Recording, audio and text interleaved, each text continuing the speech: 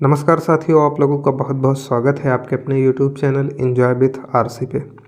तो अब तक हम लोगों ने चैप्टर 3 जो था उसकी सारे प्रश्नावली को सॉल्व कर लिया था। अब बारी थी चैप्टर 4 को स्टार्ट करने की। तो आज हम लोग इस वीडियो में इस चैप्टर 4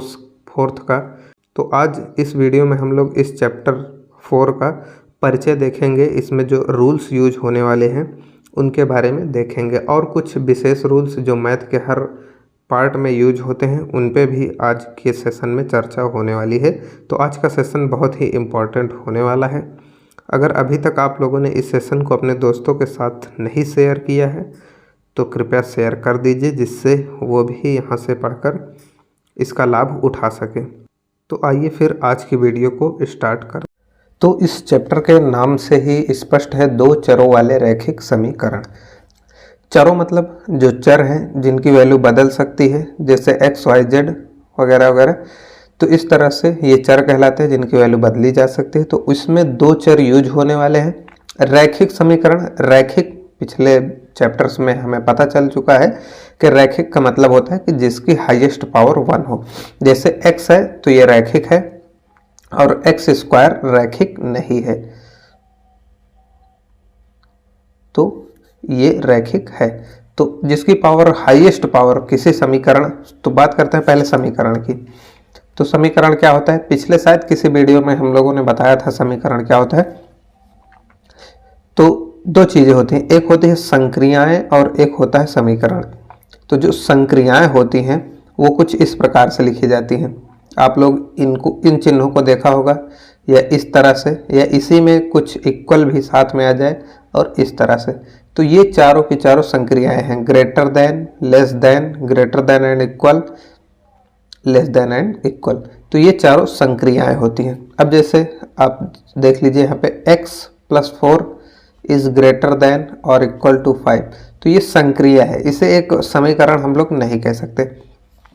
किंतु जब इसी को हम लोग इस फॉर्म में लिख दें x + 4 = 5, यानी कि इसको हम लोग इस तरफ लाए तो 4 प्लस जो 5 उधर था इधर आके -5 हो गए, इक्वल टू में 0 बचा। तो जब समीकरण को हम मॉडिफाई करके x = 0 ला सकें तब उसे हम लोग समीकरण कहते हैं। तो ये हमारा होता है समीकरण। तो अब आप लोग इस तरह से समीकरण होता है। तो अब यहाँ पे कह रहा है दो चर वाले रैखिक समीकरण होने चाहिए। दो चर हो तो इसमें आप कुछ भी ले सकते हैं, एक्स वाई कुछ भी ले सकते हैं। तो x एक समीकरण और चर और दूसरा चर y, तो इनके बराबर में हमें 0 रखना है। तो चाहे 0 रख दीजिए, चाहे कोई भी आप लोग अचर पद रख दीजिएगा, वो इधर आके घटकर, अगर प्लस में है तो घटेगा, माइनस में है तो जुड़ जाएगा, तो इस तरफ 0 हो जाएगा। तो इसको थोड़ा अच्छे से लिखने के लिए आप लोग ऐसा भी कर सकते हैं, ax + by = k। तो कुछ ये फोटो होती है इसका, जो ये दो चरों वाले रैखिक समीकरण होते हैं। तो इसको थोड़ा सा और सुंदर लिखें तो ax + by। अब चाहे आप यहाँ पे -k करिए या +k, तो यहाँ पे हम लोग +k ही कर दे रहे हैं, तो = 0। तो एक जो ओरिजिनल तस्वीर है वो समीकरण के रूप में ये है। तो ये क्या है, तो ये है दो चर वाले रैखिक, दो चरों वाले रैखिक समीकरण। तो ये है दो चर वाला रैखिक समीकरण का एक मानक स्वरूप। तो इस प्रकार से कुछ दिखेगा। जहां पे लिखना चाहें तो लिख लें, जहां पे जो x है और y है, ये कोई भी चर हो सकते हैं। x और y चर हैं, तथा जो ये बच गए हैं a, b और k, तो ये रियल नंबर्स हैं, ये वास्तविक संख्याएं हैं, कोई भी अचर हैं। तो आप इससे यहाँ पे अचर भी लिख सकते हैं, और वो अचर भी कैसे, तो अचर हैं वास्तविक संख्याएं।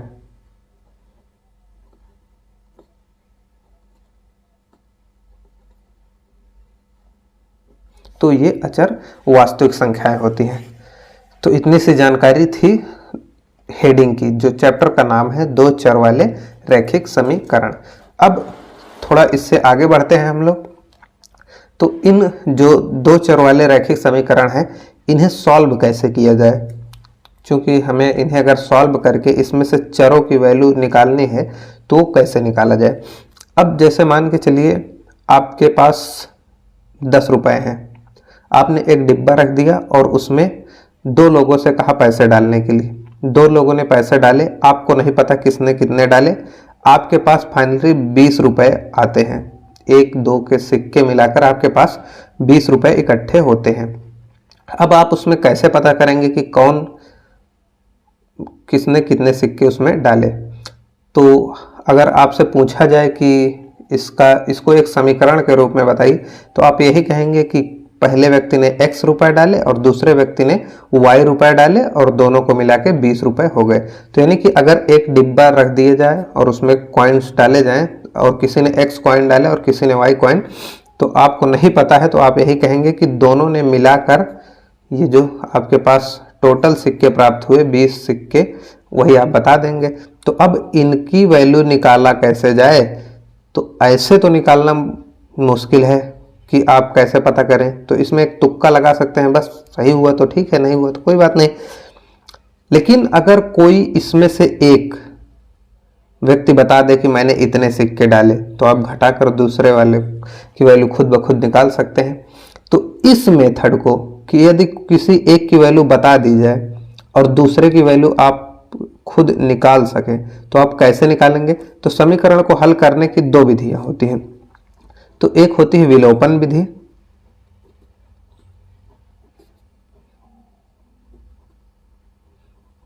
और दूसरी होती है प्रतिस्थापन विधि।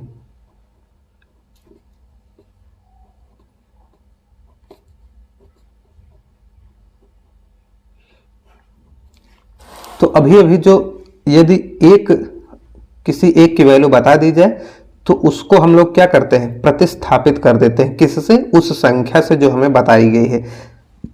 जैसे ये आपके पास 20 सिक्के प्राप्त हुए थे, तो अगर बता दिया जाए कि x द्वारा उसमें 5 सिक्के डाले गए हैं, यानी कि x बराबर 5 आप इस समीकरण में पुट करेंगे, यानी कि रखेंगे, यानी कि x को 5 के साथ प्रतिस्थापित कर देंगे, रिप्लेस कर देंगे।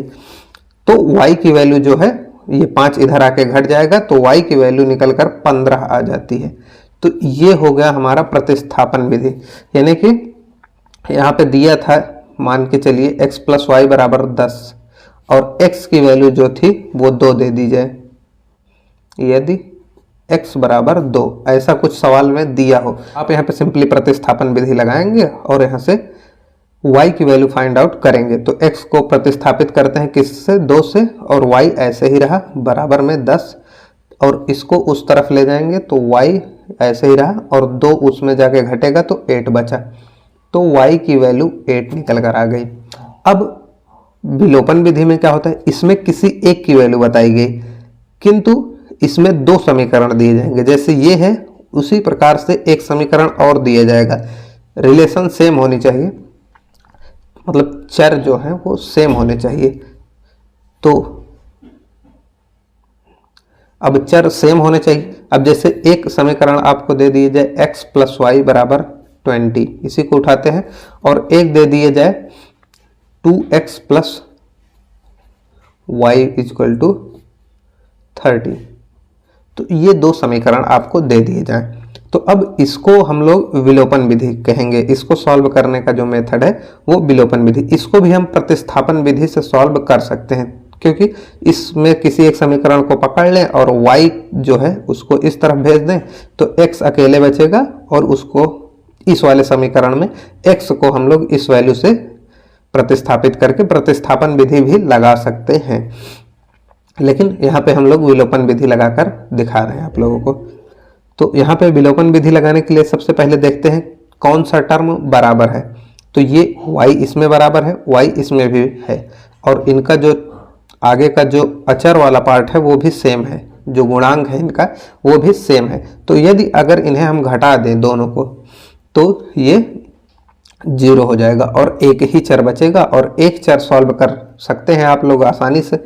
तो यहाँ पे हम लोग क्या करते हैं, समीकरण चाहे एक में से दो को घटाइए, दो में से एक को, तो इसमें बुद्धिमत्ता इसी में है कि ज़्यादा से ज़्यादा क्वांटिटीज पॉजिटिव आए, तो इसलिए समीकरण दो में से एक को घटाएंगे, क्योंकि यहाँ 2x है, यहाँ पे x है, तो इसको हम लोग नाम देते हैं समीकरण 2 और इस वाले को नाम देते हैं समीकरण 1। तो यहाँ पे सिंपली क्या करते हैं कि समीकरण 2 जो है इसमें से समीकरण 1 को हम लोग माइनस कर देते हैं। अब जैसे ही माइनस करेंगे तो देखिए क्या निकल कर आता है, तो समीकरण 2 ऐसे ही रहा 2x + y। अब इसमें से हम लोग माइनस कर रहे हैं x, और यहाँ से ये माइनस अंदर गया तो इसको भी माइनस कर दिया, तो y, और यहाँ से 30 में इस तरफ भी वही ऑपरेशन लगेगा, तो 30 में से 20 घट जाएगा। अब यहाँ पे देखिए y ये पॉजिटिव है, ये निगेटिव, घटकर 0 हो जाएंगे। 2x में से एक x घटेगा तो x बराबर 10, तो एक वैल्यू यहाँ से हमें मिल जाती है। तो एक वैल्यू यहाँ पे मिल गई कि x बराबर 10 आ गया अपने पास। और अब दूसरी वैल्यू निकालने के लिए हमें फिर से इस चाहे जिस समीकरण में चाहे इसमें प्रतिस्थापन विधि लगा देनी है।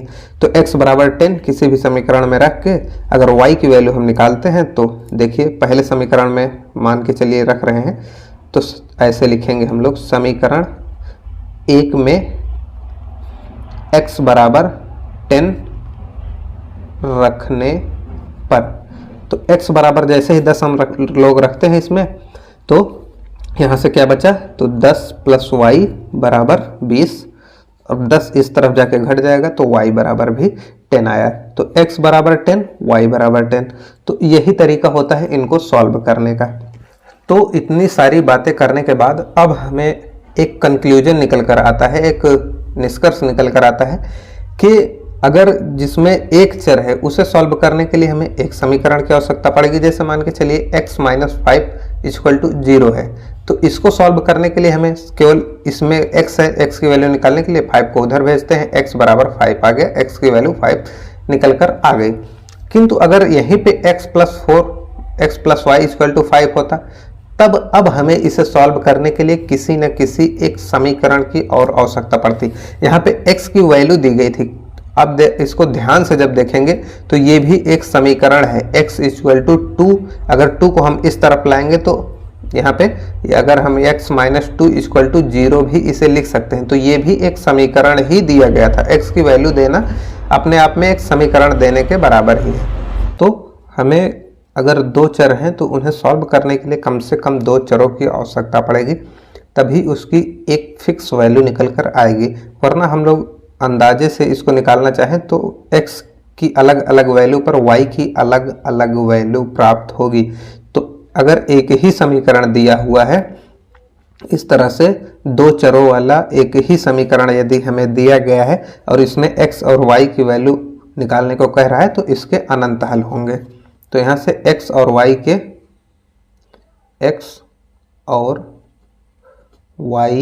के यहाँ से देखिएगा, इसको मत देखिएगा, अगर ऐसा समीकरण है तो x और y के अनंत मान प्राप्त होंगे।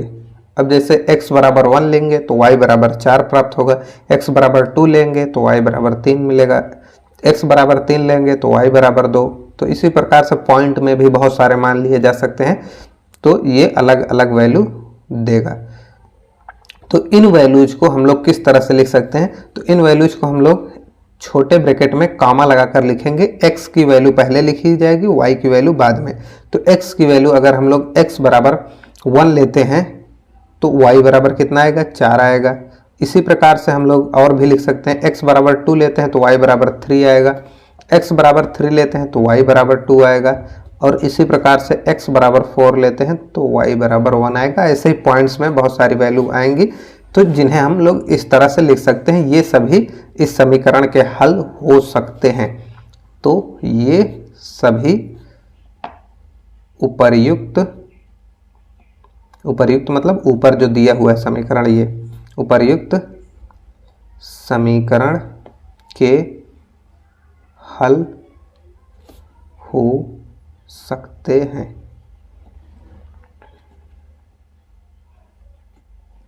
तो कुछ ये होता है इसका।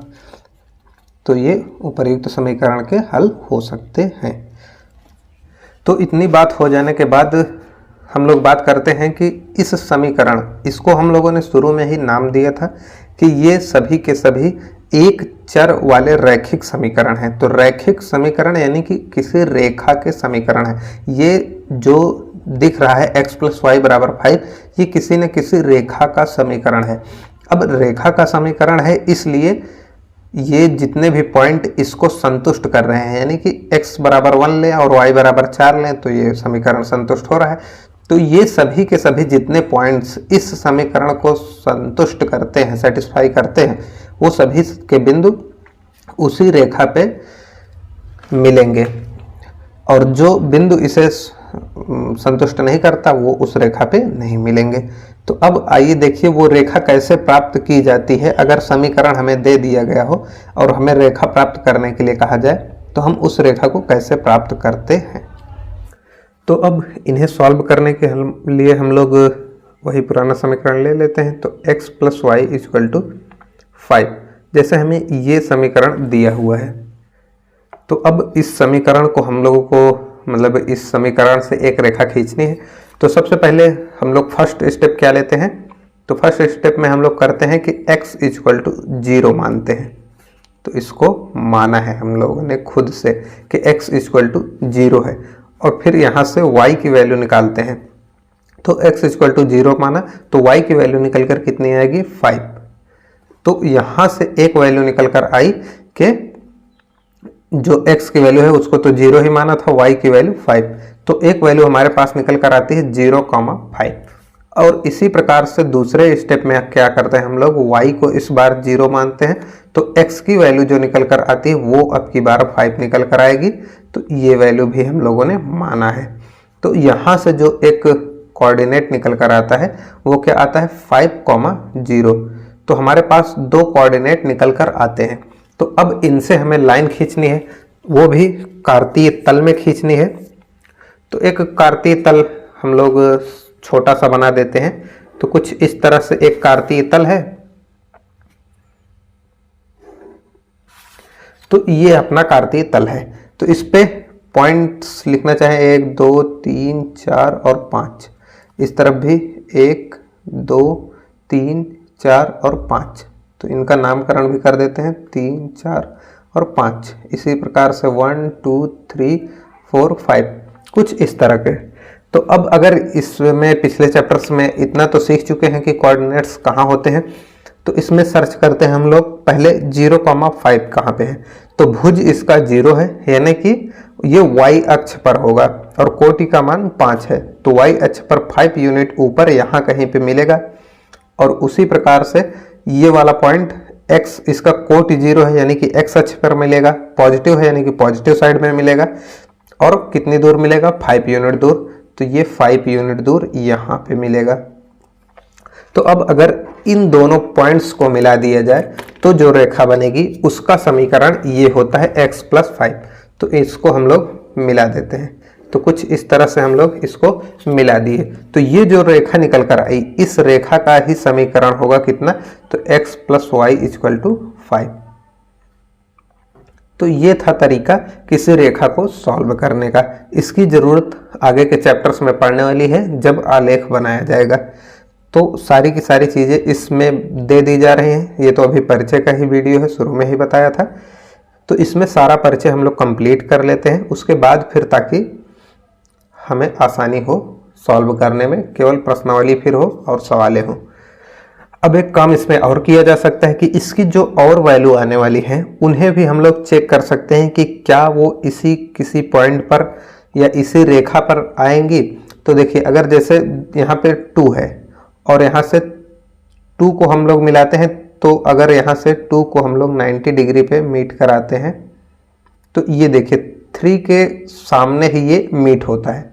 तो ये जो पॉइंट है, तो ये कौन सा पॉइंट है, 2,3। तो क्या ये इस रेखा पे लाई करेगा या इस रेखा पे ये पाया जाएगा। तो इसको सर्च करने के लिए हम लोग इस समीकरण में 2,3 रख देते हैं, x = 2 और y के जगह पे 3। तो जैसे ही रखेंगे ये समीकरण संतुष्ट हो रहा है, यानी कि इस पे जो भी बिंदु हैं वो इस समीकरण को संतुष्ट करेंगे। तो इस पे अनंत बिंदु हो सकते हैं, कोई रेखा अनंत बिंदुओं से मिलकर बनी होती है, तो इस पे अनंत बिंदु होंगे जो सारे के सारे इस समीकरण को संतुष्ट करेंगे। तो इस चैप्टर के लिए जो महत्वपूर्ण जानकारियां थी वो लगभग पूरी हो चुकी हैं।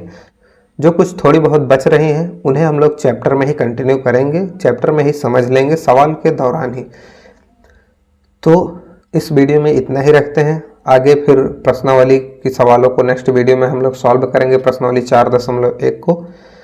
तो रिक्वेस्ट है आप लोगों से कि इस वीडियो को अपने दोस्तों के साथ शेयर कर दीजिए। अभी चैप्टर नया है, अगर वो अभी से जुड़ जाते हैं तो समझने में आसानी होगी।